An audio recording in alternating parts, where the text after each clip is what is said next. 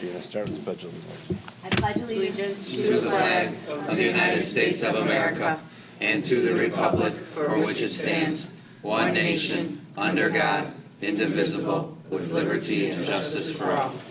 Let's make sure we turn off our cell phones, Oh, yeah, thank you. and then we'll do roll call.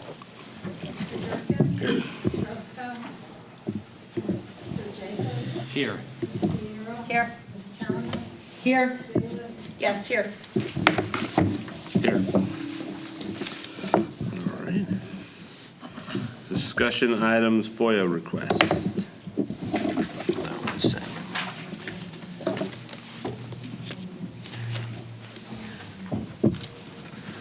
Mr.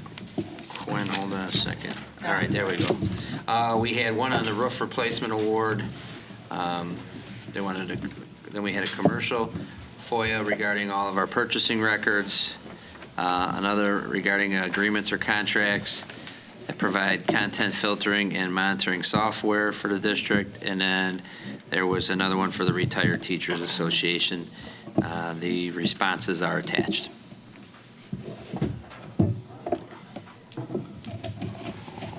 Right. Move. Any questions on that? Okay. Visitor statements.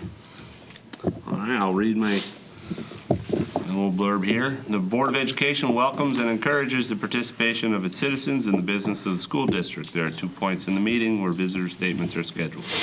Citizens are welcome to raise questions or make comments at either one. Comments will be limited to 3 minutes per individual and cannot be combined. Please note the Board of Education will not answer questions or engage in dialogue during visitor comments. If a person would like additional time to address the board, such a request should be submitted in writing 48 hours before the meeting to the superintendent, which Dave did. So.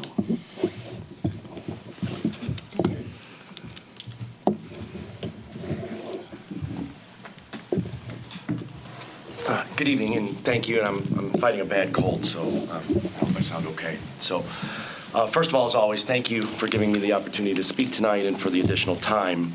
I have 4 items for this evening. First, I want to thank Ms. Matana for her presentation on the educational fund balance at the community of the whole meeting on January 27th.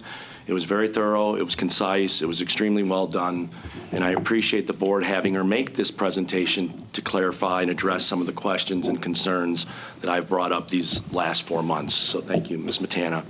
Second, I would like to thank the board for the following discussion on the ed fund balance, or as Ms. Towner called it, the savings account. While the State Board of Ed does not require a minimum reserve in the ed fund, if my memory serves me correctly, the ISB used to recommend keeping that 33% balance.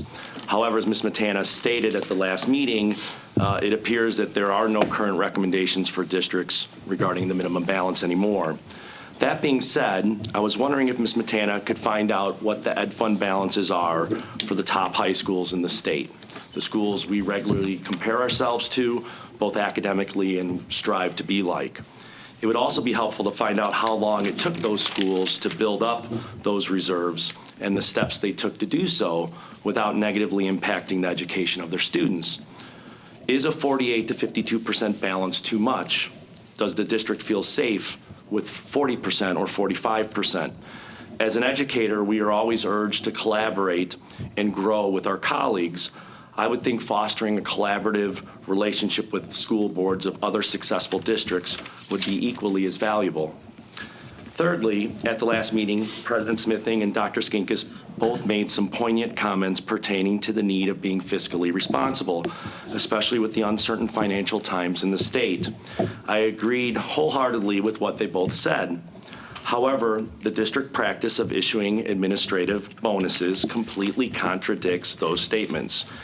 As I've reflected over the last few months, I can understand the board's desire to incentivize administrators for improving measurable performance.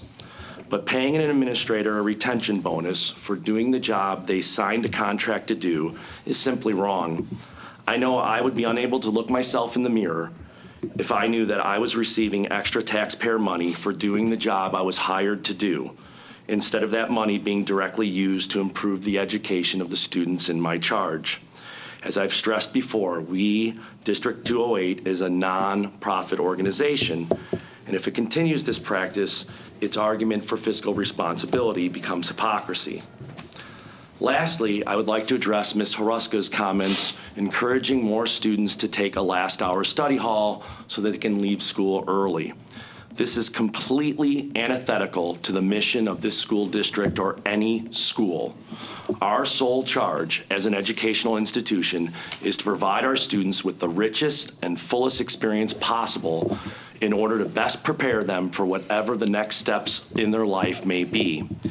Therefore, we should be encouraging students to take more chances and to take classes that sound interesting to them rather than encouraging them to take a study hall or early dismissal. Study hall periods should be for students that need extra assistance, such as those currently enrolled in academic support or an academic resource, or for those students whose academic and personal schedules are so rigorous in and out of the classroom that a study hall gives them that structured time during their day to better manage their courses and activities. I think it would be very interesting to collect data from the study hall supervisor on how many students actually use their time appropriately. With all the distractions technology often creates, I would predict that to be a low number. My wife and I moved into the district 12 years ago because RB offered the rigor and opportunities of a large school like LT or OPRF, but in a much more comfortable setting of only 1,600 students. RB students are so fortunate that they can be involved in so many things in and out of the classroom compared to students at a much larger school, which in turn greatly improves their chances of being successful. RB is truly a special place and one I have called home proudly for 30 years. Both of my students who are RB graduates, they doubled up their junior and senior years based on their interests. My daughter took 6 science classes in 4 years, including 2 AP classes, and is now pursuing a pre-med chemistry environmental science degree at a prestigious college in Pennsylvania. Go Eagles. My son took 6 classes in music over his 4 years at RB, and he actually tried 3 times to take a 7th one, the AP Music Theory class, and is currently in college, and he's a drummer professionally in 2 bands. So with so many amazing electives in every department in the school, we should be encouraging our students to take more classes in those subjects that interest them or to try something new. My daughter loves to cook, and in her freshman year, she was able to find room in her schedule to take a cooking class with Mrs. Farley at RB. When her schedule didn't allow it, she continued in FCCLA, and she was a 2-time state qualifier for FCCLA. And trying something new, as many of you know, in high school is far less expensive than waiting until college, and it may help students discover a new and better path for themselves. I went to high school at De La Salle Institute in Chicago, and where my late father taught for 34 years. In my senior year, 1985, the school was recognized as one of the best parochial schools in the country. I was on the honors track all 4 years. I took our lone AP English class, AP Senior English, but the only choice I had in 4 years of high school was Spanish or French. That's it, because I was an honors kid, and I was on that track. The first day I subbed at RB in October of 1990, I was blown away by the choices that students had, and 30 years later, we have way more choices. How can our school then, in good conscience, encourage students to not take a class and instead go home early? We should be encouraging students to try something new, to find their gift, pursue their passions. A good friend of mine who lives in the district recently had their child come home from registration with an unsolicited letter saying they can take study hall 7th hour and have an early release. When you and I were all in high school, and when I first started working here, you had to be in the work program to get out of school early. And when you left school, you went to work. You didn't go home and play video games or hang out with your friends. However, it now appears that we're actually encouraging students to do just that. And the only reason to have early release is to save money. because it would eliminate staff. But with our ed fund balance at around 50%, it is educationally irresponsible to encourage students to take less. How does this best prepare them for their futures? Another friend of mine recently said, and I quote, "You only get to do high school once, and your life will never be like it was back then." As high school and college graduates, all of you, you all know what you did during your 4 years of high school had a significant impact on your life. Learning and experiencing more opens more opportunities. We should be maximizing their high school experience, not reducing it. Isn't this what we want for our children? A well-rounded, immersive education? I would surely hope so. Thank you so much for listening. Thanks, Dave. All right, move on to additional discussion items. At this point in the meeting, Board of Education may request to add an additional discussion item. We've got strategic planning workshop meeting for February 22nd. Yeah, do you want to see, though, if there's anything else they're adding for the end of the agenda, or no? Anybody have anything? Just where, maybe Tom? Yeah, so I was going to ask that a discussion item be added to the agenda that is broadly about an idea about leveraging culture at RB. Okay. So we'll address that at the end of the meeting, right? The requested item? That's at, right before close. Right before close, so. Consider for items for future meetings. No, right above that. Discussion item. Items that were requested. Number 10, 11. Do we have anything else?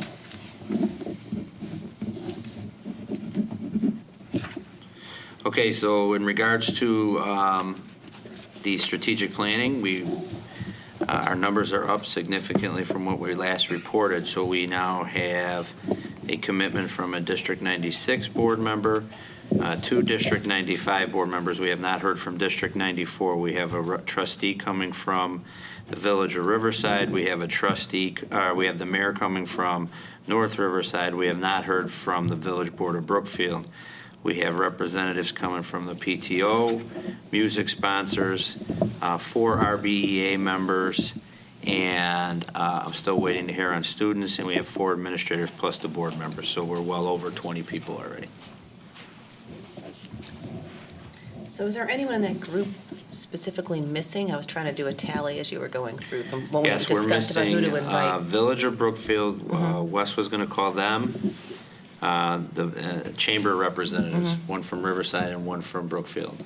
Okay. So we didn't get any response yet on chamber. And then District 94. Otherwise, everybody else has responded and is trying to send somebody. Okay.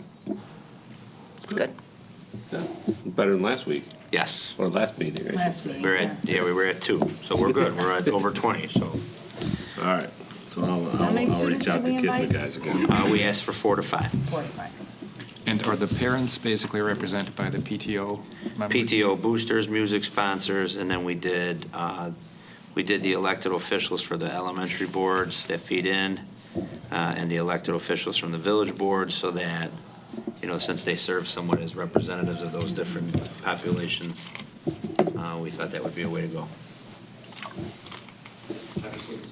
The RBF was going to come as well. I did get one from RBF, you're correct. So almost all of our parent groups have responded. That's good. So the boosters did respond. I believe so. Okay, good.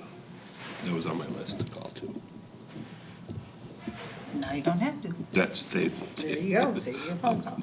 Yes, it does. I'd follow up one more time just to be safe, to make sure they know. Okay, yeah. I did get the RBEF today, so thank you, Dave, on that. That's all I have on that. Okay. Consent agenda. We need to approve some minutes, right? Yep.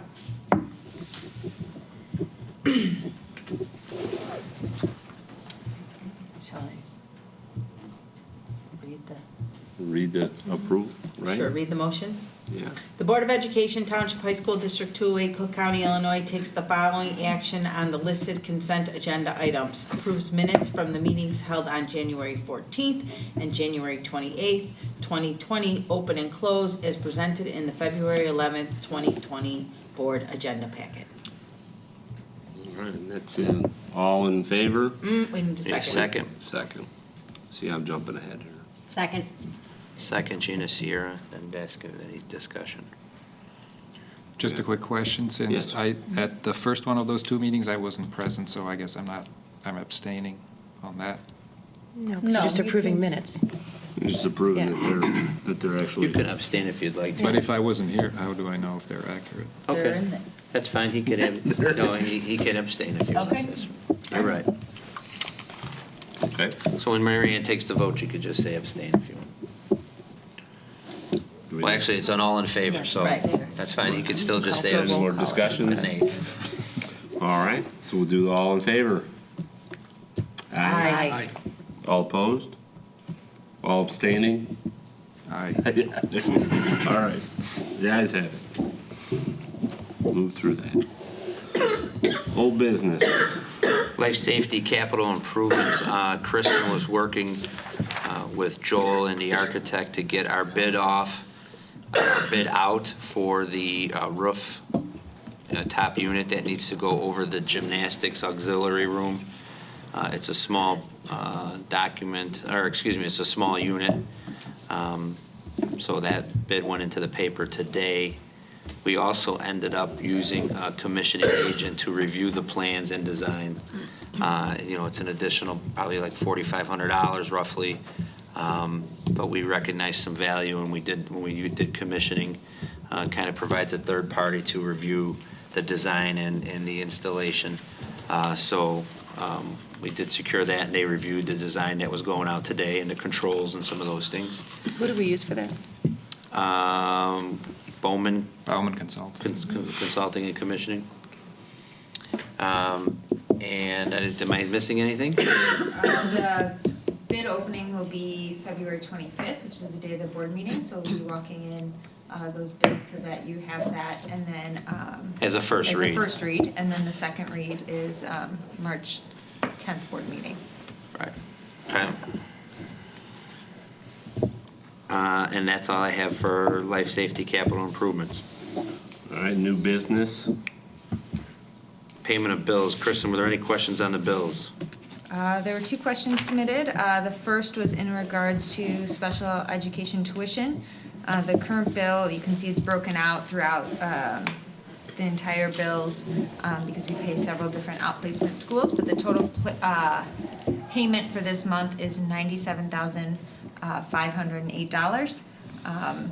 Last year, a question was asked how much we spent last year on tuition, and it was $1,309,624. And this year we budgeted a little over 1.5 million, and we've currently spent close to $1 million. We're at $986,704. The other question was in regards to Joe Rizza on page 104.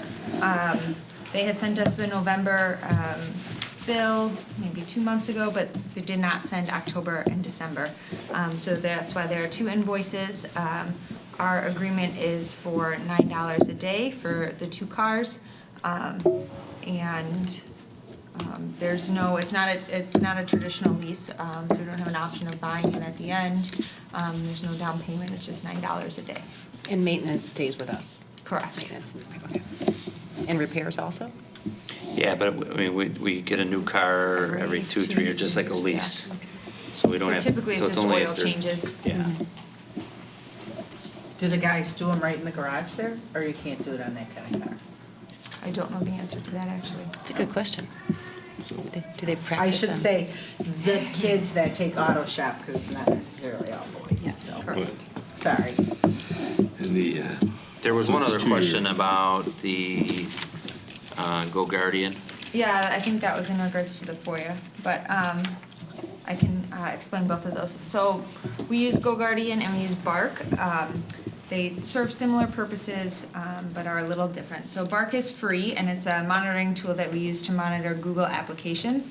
So that's within email and Google Drive and Google Hangout, things of that nature.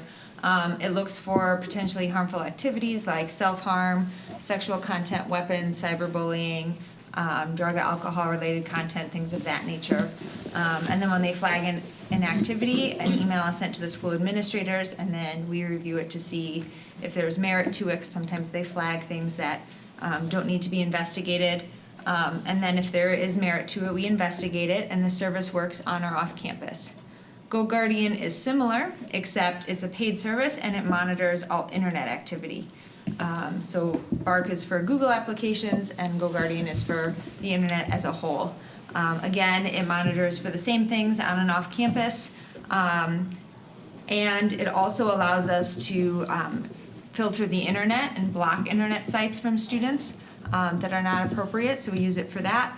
And then another big benefit of also having GoGuardian is that it offers theft recovery. So once we are notified that a Chromebook is lost or stolen, we lock it, and so then when the Chromebook, if it ever gets turned on and utilized, we get notified of the location. And so that's been really helpful. And so those are the two things that we use to monitor students' Chromebooks. Big Brother's watching. Oh, those are both very good tools. I think so.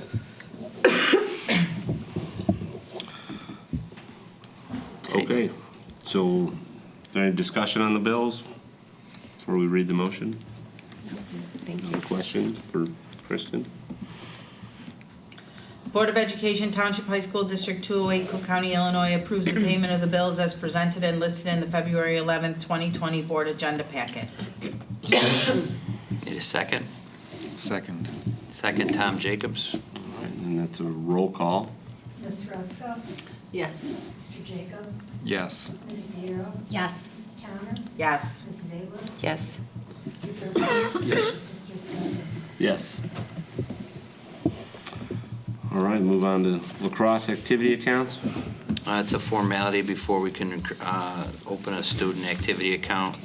The board has to approve it, and we would like to establish an activity account for the girls lacrosse and then rename the existing activity account that's, to boys lacrosse so that they each have their own, should they do any fundraising or have anything. Why didn't we do this when we set up lacrosse? We set up boys and girls Because all of the lacrosse. fundraising at the time was joint fundraising to try to get both programs up and running. And so that's why it was kept as one. The money that is in there now will be split evenly between the two accounts. So we have this as a first read. We should give the girls a little bit more because they're going to have to buy those helmets. All right. Any questions on this? Since this is just a formality, I recommend that we just go ahead and approve this evening. There is nothing that will change about this if we read it again at the next meeting or the meeting after that. So the sooner these kids can start fundraising and get the stuff into the right fund for whatever it is that they need, the better. We'll open that for discussion.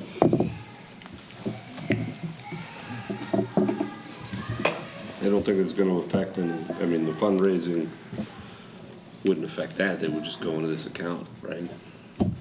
Yeah, we could, when we Then we just deposit the keep track funds, of we how much. can Yeah. start keeping track of it. It's fine, you know, we talked about having two reads of something, but we continually get things that need to be voted on, presented at the meeting that we vote. Which I don't understand, which creates this conflict every meeting. So possibly these items, if we don't typically make the committee of a whole a voting meeting, it would make sense that things like this would be introduced at that committee of the whole so that when we come to the business meeting, they're easily voted on. So I think it may be helpful to actually put something in our board rules about this. I've been on the board now for 7 months, and this issue comes up with a lot of regularity. In my opinion, If you're dealing with finances, a first and second read is absolutely appropriate. I think we've had that issue a few meetings ago. On something like this, I am not inclined to think it's as appropriate, but there is this past practice. It's not written down. It's this past practice of first and second read. It's not a Robert's Rules issue. It's not a board policy issue. We have this, we've always done it this way, and that's certainly not a good enough reason to continue it. So I think it may be helpful, and it's a new discussion item for today or some other time, or would I ask Kevin to go back and come up with some language we can add to board policy just to make it crystal clear. This is, otherwise we're just kind of dithering about this and it's not particularly effective. On this issue, I have no problem approving it tonight. I don't think it has really any impact to do it tonight or do it in 2 weeks. That's what I'm hearing from the administration. But I do think we need to be just consistent. And so we need some kind of written guidance on this matter. Right, and on the next issue, I would absolutely, what's going to come up next, we absolutely should not, right? Absolutely, The gas right. contract, That's absolutely not. financial. But to me, that is the big difference. This is like a field trip permission, a first and second read. I really don't see a reason for a first and second read on that. I think that just delays the process of getting into the getting the students where they need to be. But I think we don't have anything written down, and Sure. it becomes But Yeah, how do you in our break that up experience, the if they're- field trip is where this rule kind of got created from, because we've had issues with the field trips. then perhaps we need a couple of different items to look at for the board. Maybe you can write one up about field trips you want first and second read. I don't like the great to be the enemy of the good. What's the expression? The good to be the enemy of the great? Right. I had it right the first time. And now I've even said too many words on this, and I'm mad at myself.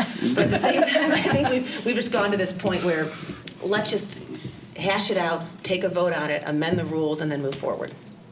Yeah, and I, again, we have 6 months of a year where there are not 2 meetings.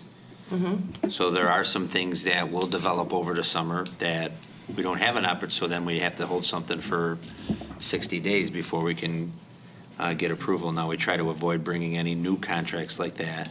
We at least try to do the advisory council so that we can say we're vetting it for those months. But we do not have 2 meetings every month. So we Right. just have to keep that in mind. Like, I think an easy place to start would be, something specifically with money. We should try to do 2 reads. I think that's a good place to start. Something with policy, I think that's a good place to start, 2 reads. So one could say changes to the handbook, changes to the curriculum guide, those are considered board policy, 2 reads, right? So anything that, impacts the spending of district funds or impacts policy, maybe you should require 2 reads. Maybe that's a good barometer to start. Right. So, yeah, I think it's something in section 220, right? Would make sense to start with. Maybe we could then react to it and say, yes, this is what we think would Okay. I think eliminate our it'd be risk. phrased with that district funds because this is student funds, technically, right? Well, this isn't even spending money. This is just to create an account so if they generate any money, they can have a place to put it. Right. So I think in the verbiage there is what you're talking about. All right. All right, we'll work on that. So Ramona, if you could request a motion, someone could second. Wes could take a vote. If we don't pass, we could bring it up, we could put it back on the agenda again next month. Okay, then I will read the motion. Resolved that the Board of Education Township High School District 208, Cook County, Illinois approves establishing an activity account for girls lacrosse and renaming the existing activity account to boys lacrosse as presented in the February 11th, 2020 Board Agenda Packet. Second. Gina seconds. We'll do a roll Mr. call. Jacobs? Yes. Ms. Sierra? Yes. Ms. Towner? Yes. Ms. Salas? As a matter of process, I'm going to vote no until we have an amendment to the board rules. Mr. Durkin? Yes. Ms. Ruska? Abstain. Mr. Smith? Yes. All right, natural gas. First read. It's gonna be a Kristen, first read. Go ahead. First read, I think Kristen needs to I'm vote calling on. it for a vote.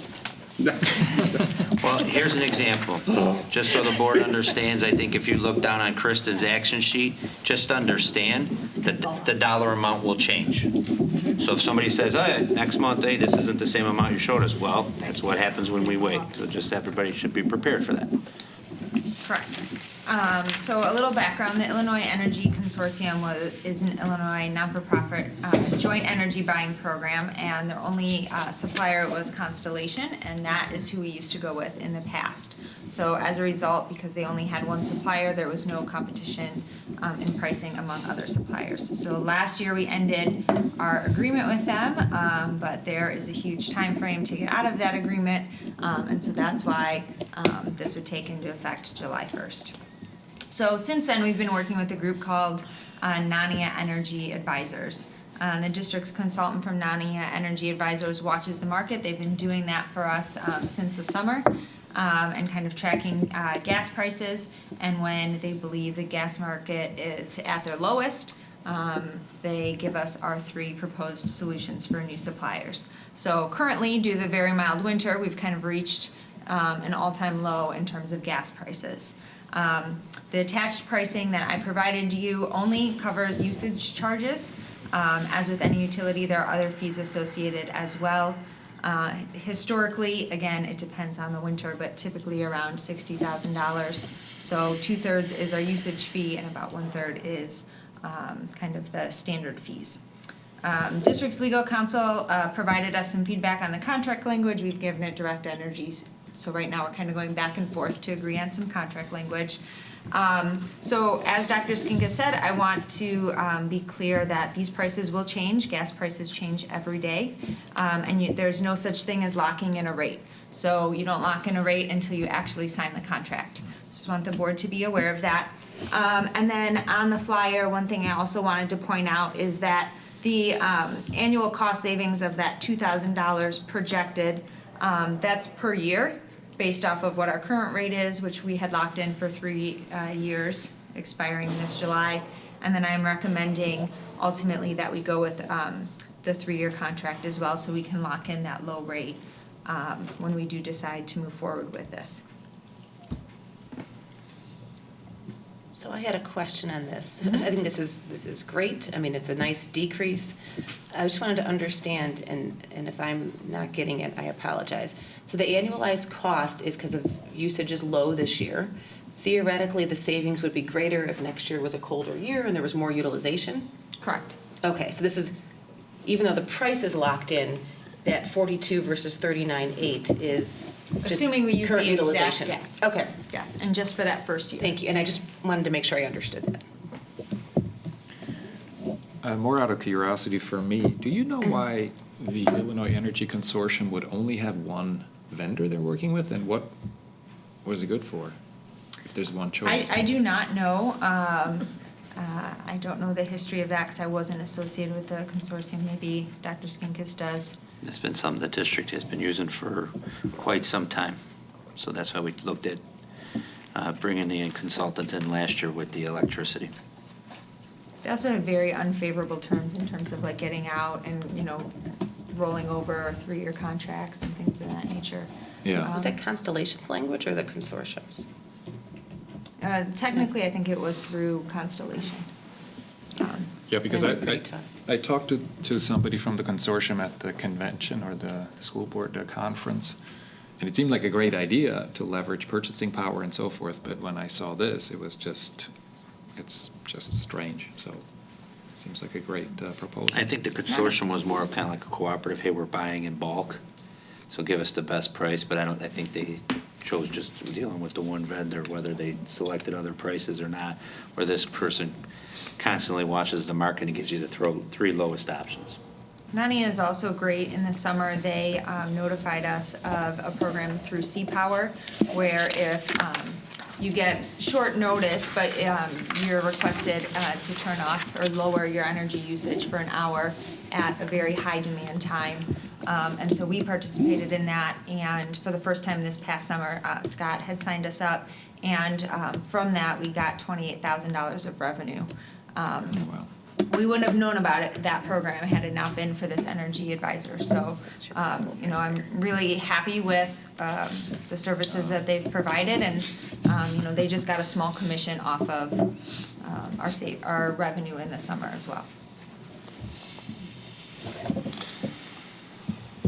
All right. Any other discussion? We have an educational tour. Again, I've submitted for this chair camp over the summer. I think they need some time to do some fundraising. It's the board's option if they want to approve it tonight or if they'd like to approve it after a second reading. There's no cost to the district.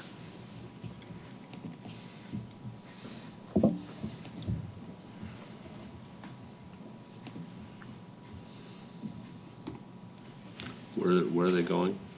Utica Grand for the Fair Super Lodge. CDA chair camp. This is an annual trip that they take every summer.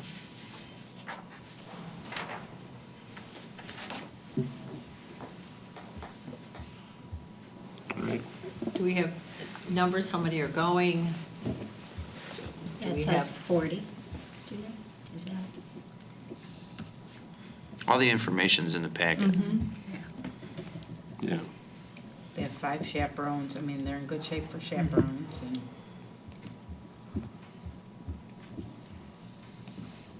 it's $317 a person. All right. Any discussion on that? On the Grizzly Jack's Grand Bear. Yeah, it's nice. Sounds fun. All right. We can move on. Need a motion? We could just keep at it. We want to just vote on it. I don't think there's any, reason to go into it unless someone wants to. I guess to Laura's point, because she said maybe there should be a category that we consider separately. If we don't take action tonight, does it impact their planning and/or preparation for this? I think 2 weeks. I think they've submitted this early enough that those 2 weeks will not set them back. Right. So we might as well just go along the process. So I think the 3 categories that are important to me and where I've seen error or contention, or, you know, district money, policy, and then anything of high liability tends with, you know, liability where our students are leaving, they're out there. Sometimes things have come up. And actually, this double meeting resulted in some questions on field trips. You know, who was going to come? Do we have enough people? Fun, all other questions about that. Those are the 3 categories that are most important for me. Those are the categories that have cost the district, you know, most trouble if we don't make a good decision.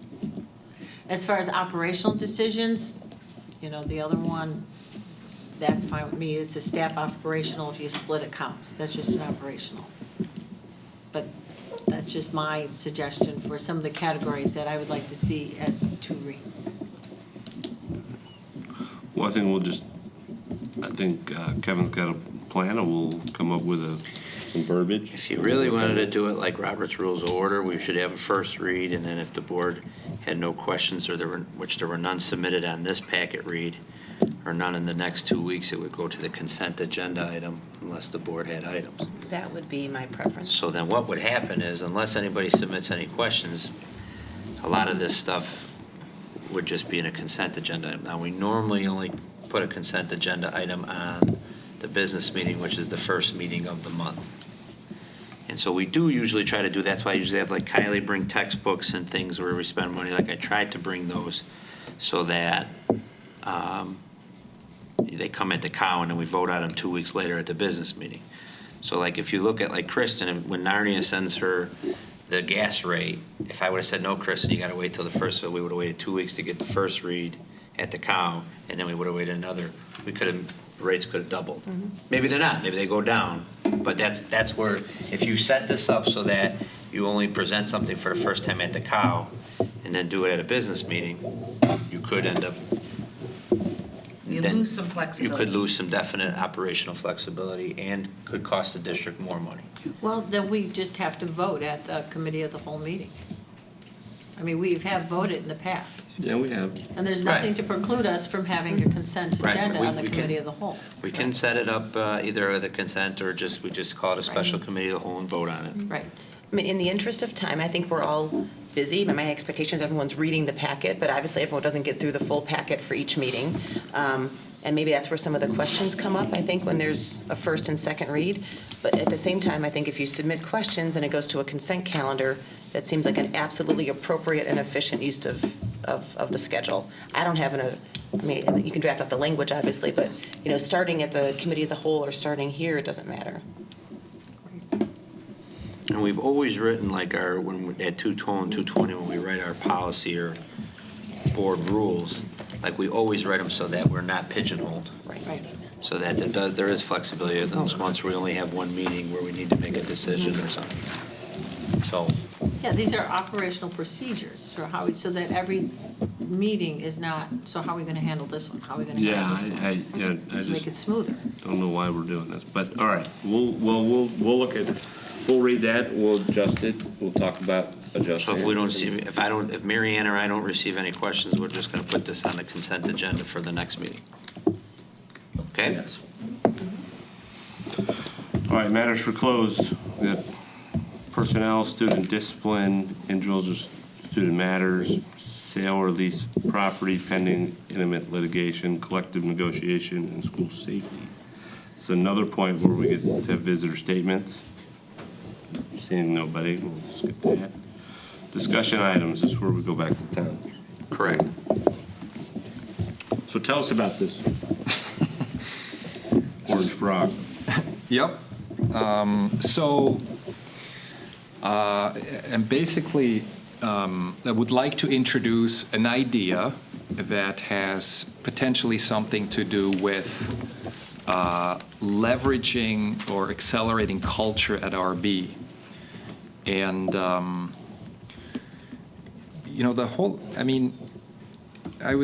I've been thinking about this a lot since becoming a member of the board, what kind of venue there is or how we actually bring ideas up, rather than sort of checking certain things, we do a lot of that. But the one thing I have to say from the first day that I was involved in here, it's been a real pleasure to be part of this group. And one specific item that I get a ton of feedback from members of the community is the culture at the school, particularly as sort of elevated by Principal Freitas, who, has brought an energy and sort of a positive vibe to the school. I mean, that's what I'm hearing from members of this community.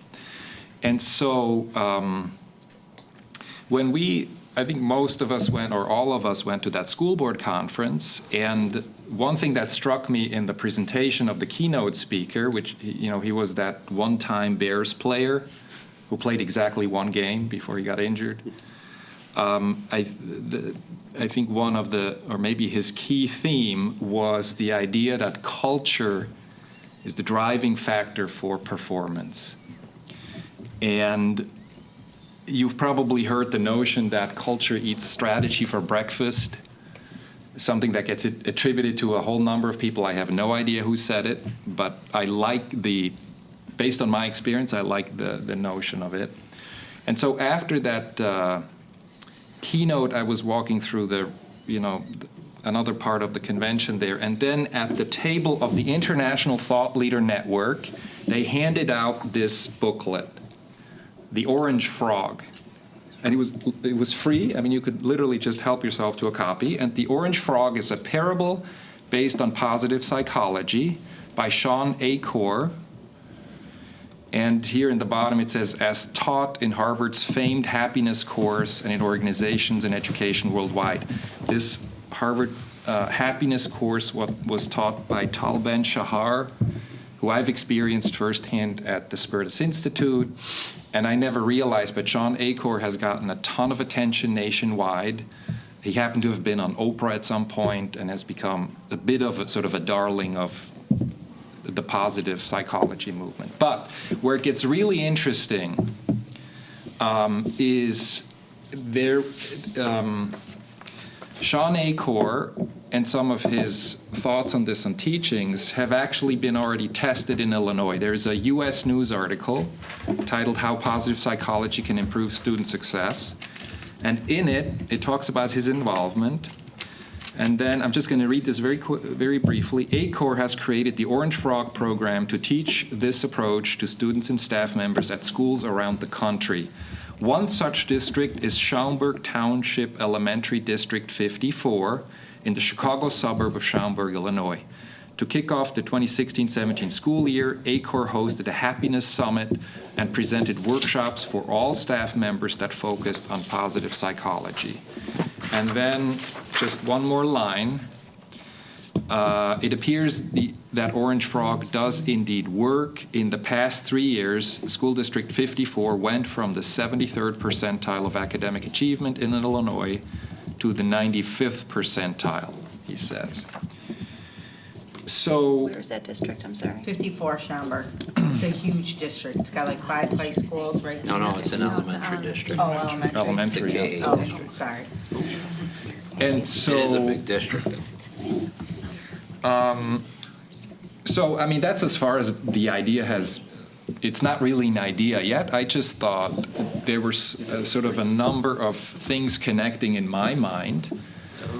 And quite literally, I mean, I'll sort of make the tie back to the very deliberate efforts that I've seen that administration has taken in this district to sort of put emphasis on culture. And I'm also seeing it, with the strategic planning workshop we have coming. I mean, my hope is just that we find ways to evaluate things like that. And in the case of Sean Aker, I mean, he's a consultant. Schaumburg hired him. I don't know under what terms and what it cost and all that kind of stuff. I think we're obviously nowhere close to even going to that stage. But I'm a very strong believer of the power of culture, and just wanted to introduce it and see whether, how do we take something like this potentially further? Is there interest? Do you guys think this is something we should debate in some form? And also for the educators, Gina and Mona in particular, who are also in schools and classrooms, I'm sure you guys have experience with some of this, or the integration of positive psychology and all of that. And I'll close by saying, in my involvement on the college level, I've just earlier today, yet again, have sort of been reminded of the fact that we have there on the south side where I teach, there is apparently an epidemic of student mental health issues and so forth. And to the extent that I've talked with members who are students that are members of RB, I hear similar stories about how this is a real need. And of course, positive psychology has a lot to do with starting to address those issues also. So sorry for the long-winded explanation, but I think as we're all very passionate about what is best for the students and what could we do, this really caught my attention and I think has already some proven track record. There's a mental health crisis across the state amongst youngsters. This is a huge book in K-8. I was just part of a meeting literally a week ago where the social workers were discussing this very book. I was just showing Wes, it's like $88 for this book on Amazon. You almost can't buy it at a reasonable price anymore because it's so big in K-8 education.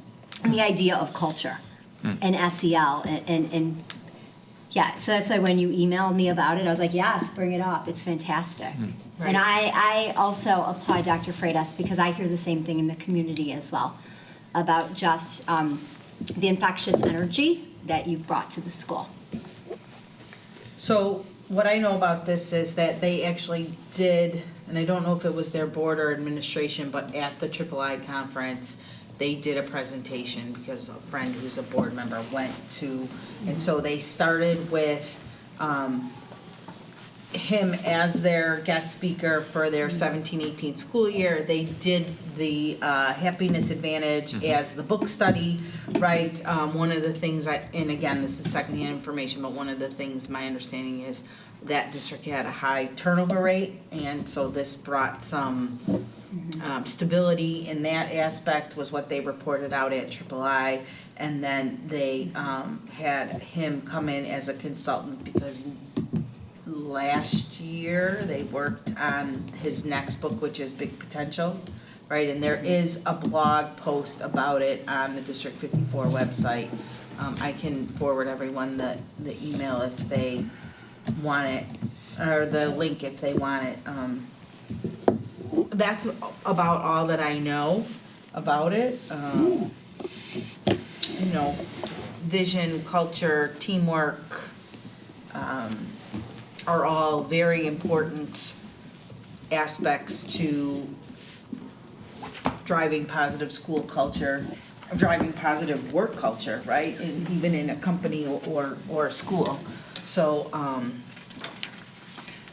So it seems reasonable then that we might want to hear from our own, for us to assume that there's a gap here without getting any information would not be fair to our administration. Maybe to hear from our, we have social workers, psychologists, like our counseling department, to see, have they recognized a gap? Is this, like Gina said, this is something they're really interested in wanting to do, or what do they see at ground level?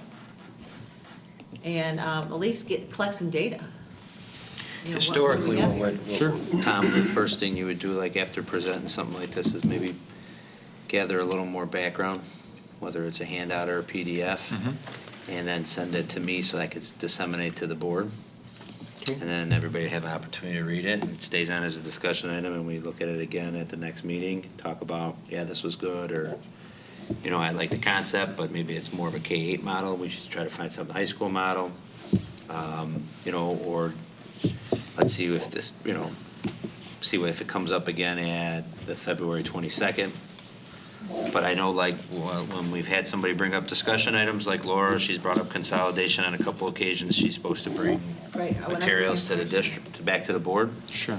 So maybe if you can get, some articles or something that just show what he's promoting, and we can continue to discuss it. We can then I could take some of that back to Beth and the social workers and psychologists and see if there's something they want to do.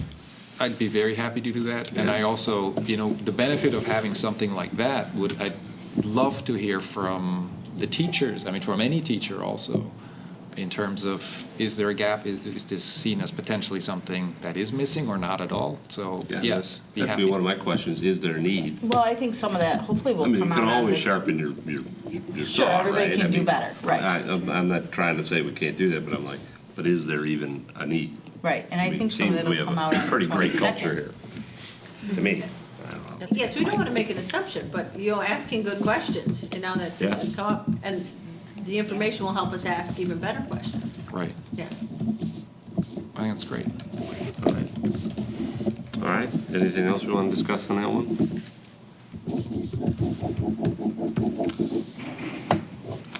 Then we'll go consideration of items for future meeting. And then we can go to closed session. Oh, gosh, can you put it up We there? need it. Sorry, Mary, I just closed my. The Board of Education Township High School District 208, Cook County, Illinois enters closed session for the purpose of considering appointment, employment, compensation, discipline, performance, or dismissal of specific employees of the public body or legal counsel for the public body, student discipline, purchase, sale, or lease of real property, probable, imminent, or pending litigation, collective negotiations, and school safety. Second. I do a roll call. Roll call? Yeah, it's the end. Mrs. Guerra? Yes. Ms. Towner? Yes. Ms. Ennis? Yes. Mr. Durkin? Yes. Ms. Ruska? Yes. Ms. Jacobs? Yes. Yes. Adjournment. Before 8 o'clock. Yeah.